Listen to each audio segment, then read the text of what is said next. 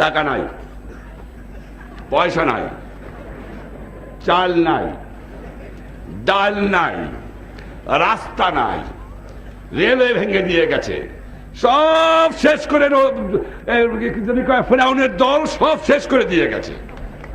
কিন্তু আছে আমার মানুষের একতা, আছে তাদের ঈমান, আছে তাদের শক্তি। এই মনুষ্য শক্তি নিয়েই এই বাংলাকে নতুন করে গড়ে তুলতে চাই। তাদের কাছে আমি চাই যে যেভাবে যদি আরো 2 মাস লাগতো কি 3 মাস লাগতো স্বাধীন হতে, তো তোমরা যুদ্ধ করতে না? যদি 1 বছর লাগতো যুদ্ধ করতে না? না খেয়ে কষ্ট করতে না? তোমরা শত্রু মোকাবেলা করতে না? গুলি খেয়ে মরতে না? এই 1 বছর তোমাদের সর্বস্ব ত্যাগ করে আমার দেশের গঠনমূলক কাজে আত্মনিয়োগ তোমাদের করতে হবে। করবা? রাস্তা তোমাদের নিজেদের করতে হবে, ব্রিজ তোমাদের নিজেদের করতে হবে, ফসল উৎপাদন তোমাদের করতে হবে, গ্রামে গ্রামে তোমাদের কাজ করতে হবে, শান্তি শৃঙ্খলা তোমাদের এরিয়াতে তোমাদের রাখতে হবে। করবা? আমি জানি তোমরা করবা। যখন আমি ছিলাম না তখন যখন আমার কথা মতো তোমরা করেছো, নিশ্চয়ই করবা। এ বিশ্বাস না থাকলে আমি বাঁচতে পারতাম না। আর তোমরা যদি আমার সংগ্রাম না করতা তাহলে বোধহয় আমি গণবাহিনী, মুজিব বাহিনী, আমার আওয়ামী লীগের কর্মীরা আর সমস্ত দল যারা আমাকে সমর্থন করেছেন সেই সমস্ত দলের কর্মীরা যদি সমর্থন না করতেন বোধহয় পশ্চিম পাকিস্তানের থেকে আমি আসতে পারতাম। আর একটা কথা বলতে চাই, ভুট্টো সাহেব বড় নারাজ হয়ে গেছে। তিনি যে আমার রিকগনিশন দেয় তার সঙ্গেই তিনি কাট করে দেন। আমার মনে হয় শেষ পর্যন্ত হারাদনের একটি ছেলে কাঁদে ভেউ ভেউ মনের দুঃখে বনে গেল, রইল না। বোধহয় শ্রীমানের সেই অবস্থাই হবে।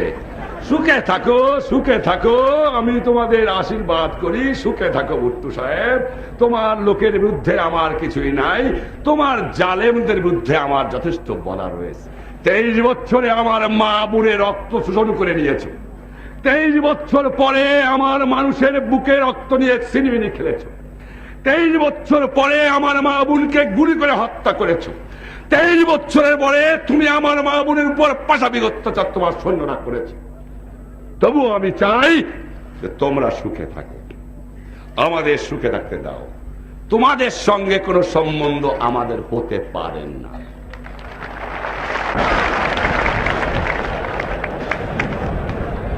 তুমি রিয়েলিটি মানে নাও, তুমি রিয়েলিটি মানে নাও। এদিক চিন্তা ভাবনা না করে নিজের মানুষকে বাঁচাও। কারণ তোমার অর্থনৈতিক অবস্থা আমি জানি 12টা তোমার বেজে গেছে। 7 কোটি লোকের বাজার আর তোমার নাই, 7 কোটি লোকের কলোনি তোমার আর নাই, বৈদেশিক মুদ্রা অর্জন করার অবস্থাও তোমার নাই। সৈন্যবাহিনীতে শতকরা 70 টাকা খরচ করো, আনপ্রোডাক্টিভ এক্সপেন্ডিচার। ওই দিকে নজর দাও বন্ধু, এদিকে তোমরা চিন্তা করো না। নিজের কথা ভাবো, পরের জন্য আর চিন্তা করে তোমার লাভ নাই। ভাইরা আমার, তাই তোমাদের আমি ধন্যবাদ জানাই। এবং নিশ্চয়ই তোমাদের খুব কষ্ট হচ্ছে, আমি জানি তোমরা কি কষ্ট করেছো, আমি বুঝতে পারি। আমি নিজেও ভুক্তভোগী। পাহাড়ের মধ্যে থেকেছো, না খেয়ে কষ্ট করেছো, 2 মাস 3 মাস পরের মধ্যে একদিন তোমরা মাছ মাংস খেতে পারো নাই, এমনকি তোমরা কোনোদিন পেট ভরে ভালো করে ভাত খেতে পারো নাই, তোমাদের গায়ে একটু কাপড় পর্যন্ত ছিল না। তাই নিয়ে তোমরা শত্রুর মোকাবেলা করেছো, জায়গায় জায়গায় সৈন্যদের কাছ থেকে অস্ত্র কেড়ে নিয়েছো। তোমাদের আমি কি দিয়ে কি তোমাদের আমি আমার ভালোবাসা জানাবো বুঝো? তোমরা জানো তোমাদের আমি ভালোবাসি, আর আমিও জানি তোমরা আমাকে ভালোবাসো। তোমার কাছে আমার একটা অনুরোধ রইল, যেদিন তোমরা যদি সন্দেহ করো যে আমার ভালোবাসার মধ্যে কোনো কৃপণতা আছে, সেদিন আমি বলে দিও আমি চিরদিন তোমাকে বিদায় নিয়ে যাব। আমি সব ত্যাগ করতে পারি, তোমাদের ভালোবাসা আমি ত্যাগ করতে পারি না।